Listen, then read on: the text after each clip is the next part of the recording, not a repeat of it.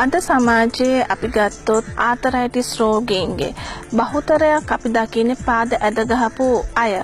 මෙන්න මේ වයසට යාමත් එක්ක මේ වේදනාවත් එක්ක වේදනාවට බෙහෙත් බිබී වේදනාව පාලනය කරගෙන ඉන්නවා. නොදැනුවත්කමත් එක්ක නමුත් ඒ අය දන්නේම නැහැ. අන්තිමේදී ඒ අයගේ කාටිලේජ් ගෙවිලා අස්ථි දිරාගෙන ගිහිල්ලා පාද ඇද ගහිලා. ගන්නා වූ ඖෂධ අනුවර්තනය වීමත් එක්ක ඒවට වේදනාව අහන්න නැති දවසට එදාට ගොඩාක් අසරණ වෙනවා මේ කට්ටිය.